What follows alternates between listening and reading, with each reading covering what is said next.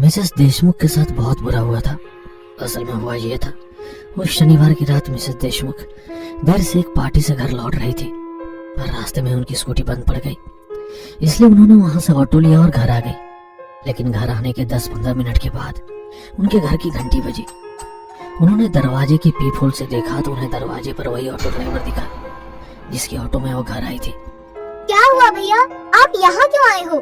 उन्होंने घर के अंदर से ही रिक्शा वाले से पूछा, मैडम आप अपना मोबाइल ऑटो में भूल गई थी, इसलिए मैं आपको लौटाने आया हूँ। लेकिन मिसेस देशमुख उस रात घर पर अकेली थी। उनके पति काम के सिलसिले में विदेश गए हुए थे। सास का पहले ही निधन हो चुका था और कुछ देर पहले वो ऑटो ड्राइवर शीशे में उन्हें गंदी नजर से देख रहा था। इसीलिए उन्हें इतनी रात गए एक ऑटो ड्राइवर के लिए दरवाजा खोलना ठीक नहीं लगा। भैया मोबाइल दरवाजे के बाहर छोड़ दो, मैं कल सुबह बाहर आकर ले लूंगी। ओके मैडम, ठीक है, ऑटो ड्राइवर बोला। उसने मोबाइल दरवाजे के बाहर रख दिया और ऑटो लेकर वहां से चला गया। ऑटो की चले जाने की आवाज सुनकर मिसेस देशमुख ने दरवाजा खोला और वो ऑटो ड्राइवर के जाल में फंस गई। जैसे ही उन्होंने दरवाजा खोला, रिक्शा चालक का एक दोस्त जो वहीं छुपा हुआ था, उसने मिसेस देशमुख की गर्दन पर चाकू रख दिया और बोला, बिल्कुल चुप रहना, अगर आवाज की तो गला काट दूंगा। मिसेस देशमुख डर के मारे चुप बैठ गई और उसने फोन करके ऑटो ड्राइवर को वापस बुला लिया। ऑटो ड्राइवर जानता था कि मिसेस देशमुख मोबाइल लेने के लिए दरवाजा नहीं खोलेंगी। वो जानता था कि जब वो मोबाइल रखकर उनके घर से चला जाएगा तभी मिसेस देशमुख घर के बाहर मोबाइल लेने के लिए आएंगी। इसलिए उसने अपने प्लान में अपने दोस्त को शामिल कर लिया था।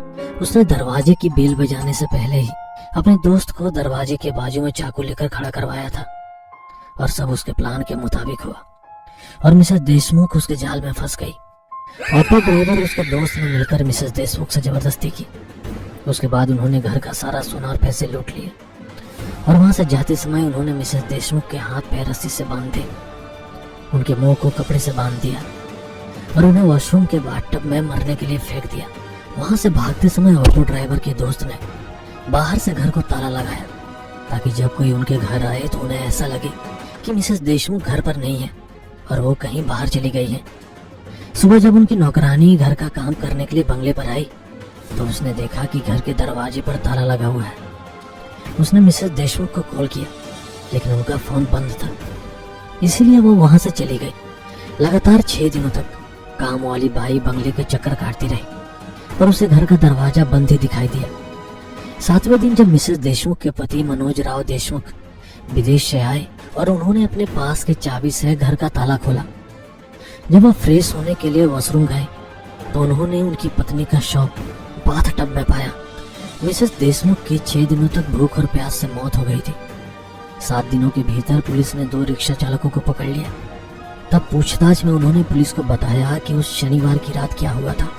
मैं समझ गया कि मिस श्यामला देशमुख के ऑटो चालकों को मारकर अपनी मौत का बदला ले रही थी, क्योंकि शायद उन्हें लग रहा है कि जो उनके साथ हुआ वो किसी और महिला के साथ ना हो, इसलिए वह समाज से ऐसे लोगों को मार रही थी जो औरत की तरफ बुरी नजर से देखते हैं और उनके साथ उल्टी सीधी हरकत करने की कोशिश करते हैं। मैं चिल्ला चिल्लाकर मिसेस श्यामला देशमुख की आत्मा को समझाने की कोशिश कर रहा था कि मैं कोई ऑटो ड्राइवर नहीं बल्कि मैं एक पत्रकार हूँ और मैं किसी बुरी नीयत के साथ यहाँ नहीं आया था। लेकिन उस आत्मा को मेरी किसी भी बात से कोई फर्क ही नहीं पड़ रहा था। यहाँ से बाहर नहीं निकल पाएगा, ना जिंदा ना मुर्दा। मुझे इस बाथरूम में बंद हुए 4 दिन बीत चुके हैं। भूख प्यास से मेरा शरीर कमजोर हो चुका है। अब तो जैसे मेरे जीने की इच्छा ही खत्म हो रही है। इस डायरी में अपना दर्द बांटकर थोड़ा अच्छा महसूस होता है। बस एक उम्मीद के साथ जी रहा हूँ कि वह दरवाजा खुल जाए और मैं वहां से भाग जाऊं। मुझे मेरी बेबी बच्चों की बहुत याद आती है। मैंने लाख कोशिश की पर वह मजबूत दरवाजा नहीं खुला। प्यास से मेरा गला पूरी तरह सूख चुका है। मैं रो रहा हूँ लेकिन मेरे आंसू तक खत्म हो चुके हैं। नल से लगातार काला पानी बह रहा है जिससे गंदी बदबू आ रही है। मैं मन ही मन सोच रहा हूँ आखिर मेरी क्या गलती है, क्यों मैं इस मौत के भंवर में फंस गया हूँ। तभी मेरे मन में ख्याल आया, मिसेस श्यामला देशमुख भी ऐसे ही मौत के जाल में फंस गई थी। उनकी भी क्या गलती थी। आज 5 दिन हो चुके हैं अब मैं भूख प्यास बर्दाश्त नहीं कर पा रहा हूँ। मेरा दिल और दिमाग नकारात्मकता से भर चुका है। आज मैंने टॉयलेट क्लीनर पीकर आत्महत्या करने का फैसला कर लिया है। अगर कोई ये डायरी पढ़ रहा है तो मेरे उसे एक ही सलाह है, यहाँ से बचने का बस एक ही रास्ता है और वह है मौत। मुझे शायद पहले ही यह फैसला कर लेना चाहिए था। वो औरत एक बुरी आत्मा बन चुकी है और वो आपको इस बाथरूम से बाहर किसी भी हालत में जाने नहीं देगी, यदि आप निर्दोष हो तब भी नहीं।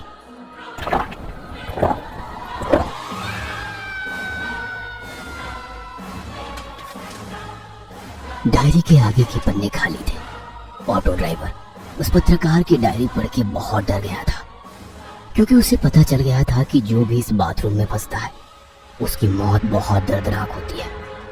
उसे लगा कि पत्रकार सही था, उस औरत को बस एक ही चीज चाहिए और वो है ऑटो ड्राइवर की मौत। पर वो ऑटो ड्राइवर हार मानने वालों में से नहीं था।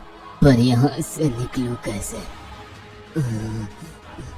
वो ऐसा सोचने लगा, तभी अचानक उसे याद आया, पत्रकार ने डायरी में लिखा था कि हर शनिवार की रात एक ऑटो ड्राइवर इस बाथरूम में फंस जाता है। मैं भी शनिवार की रात को ही फंस गया था, यानी कि अब इस बाथरूम का दरवाजा अगले शनिवार की रात को कोई ऑटो ड्राइवर ही खोलेगा। जब कोई ऑटो ड्राइवर इस बाथरूम का दरवाजा खोलेगा तभी मुझे यहाँ से भागने का मौका मिलेगा। और अगर वो औरत ने मुझे रोका तो मैं वो ऑटो ड्राइवर मिलके उसका सामना करेंगे। मुझे कुछ भी करके इस आने वाले शनिवार तक यहाँ मुझे जिंदा रहना होगा, उसने अपने आप से कहा। और वो शनिवार की रात देखने लगा। ऑटो ड्राइवर को फंसे हुए अब 5 दिन हो चुके थे। पिछले 5 दिनों से उसने कुछ भी नहीं खाया था। बिना पानी के उसका गला सूख गया था। उसने सोचा, भूख के मारे कहीं मेरी मौत ना हो जाए, पर क्या खाऊं? शव। उसने वहां पड़े शव के मांस को खाने के बारे में सोचा, पर दुविधा ये थी कि वो शाकाहारी था। उसने अपनी पूरी जिंदगी में कभी मांस नहीं खाया था और ये तो इंसान का मांस है, पर उसे जिंदा रहने के लिए ये आखिरी मौका था। इसलिए उसने इंसानी मांस खाने का सोचा। उसने खोखले में पड़ी हुई लाश की आंख से चाकू निकाला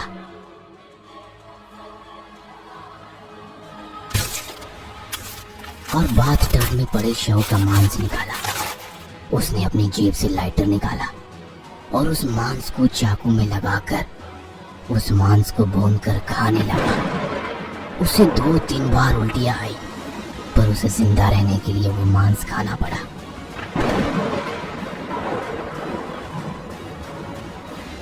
आखिरकार उसका इंतजार खत्म हुआ। शनिवार की रात आई। ऑटो ड्राइवर इंसानी मांस खाकर शनिवार तक जिंदा रहा। उसने घड़ी में देखा तो रात के 2 बजे थे। वो औरत पक्का नई शिकार के लिए निकल गई होगी। उसने अंदाजा लगाया, क्योंकि वो भी रात के 2 बजे के आसपास उससे मिला था। वो औरत गुलाबगंज रोड पर ऑटो की राह देख रही थी। तभी वहां एक ऑटो आई। ऑटो ड्राइवर ने पूछा, कहाँ जाना है मैडम? अवंती नगर। उस औरत ने कहा। अवंती नगर सुनते ही ऑटो ड्राइवर थोड़ा डर गया, क्योंकि उसे पता था कि गायब हुए ऑटो ड्राइवर्स की ऑटो रिक्शा दूसरे दिन अवंती नगर के कोई सिल्वर लीफ बंगले के बाहर मिलते थे। उसने मन ही मन कुछ सोचा और कहा, नहीं मैडम, अवंती नगर मैं नहीं आऊंगा। उसने औरत से कहा, अरे मुझे पता है भैया कि आप क्यों मना कर रहे हो, पर क्या आपको मैं कोई अपराधी लग रही हूँ? मेरी स्कूटी बंद पड़ी है, रात के 2 बजे हैं और मुझे घर जाना है, काफी देर हो गई है और आज घर पे मैं अकेली हूँ। आप अगर घर नहीं छोड़ेंगे तो मैं घर कैसे जाऊंगी? वो औरत ऑटो ड्राइवर से बोली। ये सुनकर ऑटो ड्राइवर को उस औरत पर दया आ गई। इंसानियत के नाते उसने कहा, ठीक है मैडम, बैठिए। वो औरत ऑटो में बैठ गई और ऑटो अवंती नगर की ओर चल पड़ा। यहाँ बाथरूम में बैठकर ऑटो ड्राइवर उस औरत और दूसरे ड्राइवर की राह देख रहा था। तभी उसे बंगले के बाहर किसी ऑटो रुकने की आवाज आई और थोड़ी देर बाद उसे ऑटो जाने की आवाज आई। उसे पता था उस औरत ने ऑटो में मोबाइल छोड़ा होगा और ऑटो ड्राइवर उसे देने वापस यहाँ आएगा। थोड़ी देर बाद वही हुआ। उसे बंगले के बाहर ऑटो रुकने की आवाज आई। वो ऑटो ड्राइवर ईमानदार था, इसलिए वो मोबाइल देने वापस आया था। उसने बंगले की ओर देखा, उस पे लिखा था देशमुख विला। उसे लगा कि उसे सिल्वर लीफ बंगले से खतरा है, ना कि देशमुख विला से। इसलिए उसने बंगले के अंदर जाने का निर्णय लिया। उसने 2-3 बार डोरबेल बजाई, पर अंदर से कोई आवाज नहीं आई। उसे लगा शायद वो औरत सो रही होगी। तभी किसी के चिल्लाने की आवाज आई। कोई तो बचाओ मुझे, मैं इस बाथरूम में फंस गया हूँ, बचाओ। बाथरूम से ऑटो ड्राइवर चिल्लाने लगा। बंगले के अंदर से आने वाली आवाज सुनकर नया ऑटो ड्राइवर सावधान हो गया और उसने दरवाजे पे हाथ मारा तो दरवाजा खुला था। उसे लगा कुछ तो गड़बड़ है, इसलिए वो अंदर की ओर चला गया। तभी उसे बाथरूम में फंसे ऑटो ड्राइवर की आवाज आने लगी। बचाओ बचाओ, मैं ऊपर वाले कमरे के बाथरूम में फंस गया हूँ, बचाओ बचाओ। नया ऑटो ड्राइवर दौड़ते हुए उस बाथरूम की ओर गया। जल्दी दरवाजा खोलो, मुझे यहाँ से बाहर निकालो, उस औरत ने मुझे इस बाथरूम में बंद कर दिया है, जल्दी खोलो। हाँ 1 मिनट। ऐसा कहकर नए ऑटो ड्राइवर ने दरवाजा खोला और दरवाजा खोलते ही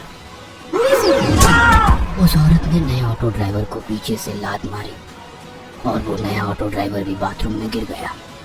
और वो तभी उस औरत ने बाहर से दरवाजा बंद कर दिया। नया ऑटो ड्राइवर बाथरूम में लाशों के ढेर को देख जोर जोर से चिल्लाने लगा। अब वो जान चुका था कि शहर के गायब हुए ऑटो ड्राइवर जाते कहाँ है। दूसरी ओर पुराना ऑटो ड्राइवर अपना सर पकड़ के बैठा था, क्योंकि उसका यहाँ से बाहर निकलने का प्लान फेल हो चुका था। नया ऑटो ड्राइवर दरवाजे पे लात मारने लगा। दरवाजा खोलो वरना मैं तुम्हें छोड़ूंगा नहीं, तुम्हें जान से मार दूंगा। तभी अचानक पुराने ऑटो ड्राइवर ने कहा, दोस्त तुम्हारा मोबाइल कहाँ है, जल्दी से निकालो और पुलिस को फोन लगाओ, जल्दी निकालो। तभी नए ऑटो ड्राइवर ने अपनी जेबें तराशते हुए कहा, अरे अरे मैं अपना मोबाइल फोन ऑटो में भूल गया। ये सुनते ही पुराने ऑटो ड्राइवर को गुस्सा आया। तेरी माँ की, मैं इतने दिन तुम्हारी राह देख रहा था और तुम मोबाइल ऑटो में भूला है। पर यहाँ हो क्या रहा है, हमें यहाँ क्यों बंद किया है? तभी पुराने ऑटो ड्राइवर ने उसे सारी बातें बताई। अब हम यहाँ से कैसे बाहर निकले? कि तभी दरवाजे पे किसी ने हाथ मारा और उस औरत ने बाहर से कहा, मैं तुझे बाहर निकालूंगी, पर तुझे मेरा एक काम करना पड़ेगा। काम? कौन सा काम? तुम्हारे सामने वाले ऑटो ड्राइवर को मार डालो।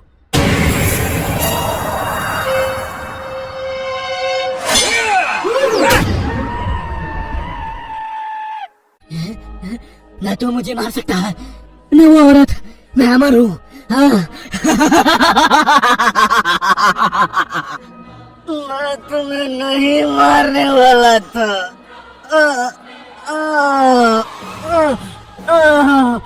पर मैं मरने वाला था, क्योंकि मुझे पता था ऐसा ही कुछ होगा। और आज नहीं तो 2 दिन बाद तू मुझे मार ही देता, क्योंकि मैं कमजोर हो चुका हूँ। इसलिए तुम मुझे मारो, इसके पहले मैं ही तुम्हें मार दूंगा। नहीं नहीं, मुझे मत मारो, मैं तुम्हारे पैर पकड़ता हूँ, मुझे मत मारो मुझे। बाय बाय मेरे दोस्त, बाय बाय।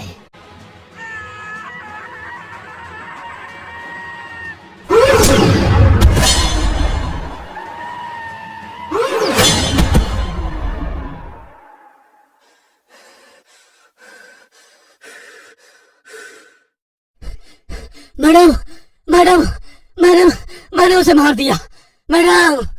और अचानक दरवाजा खुल जाता है। नया ऑटो चालक अपने पेट पर हाथ रखकर वॉशरूम से बाहर आता है।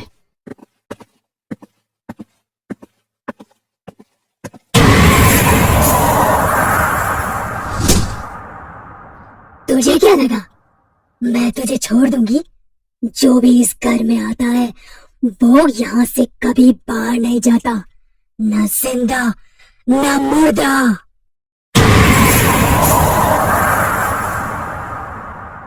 घर आजा सजन, तेरी राह तकूं मैं रात दिन, कि कहीं न लागे मन, तेरे बिन घर आजा।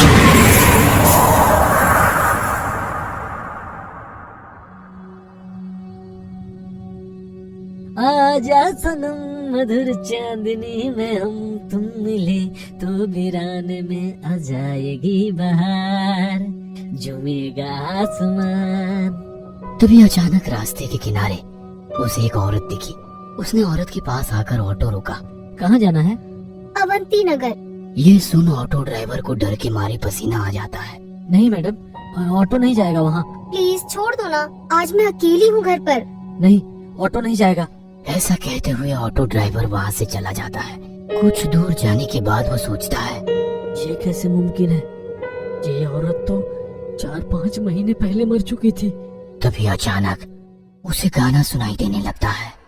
घर आजा सजन, तेरी राह तकूं मैं रात दिन। ऑटो ड्राइवर आईने में देखता है तो वो औरत पीछे ऑटो में बैठी हुई वही गाना गा रही थी।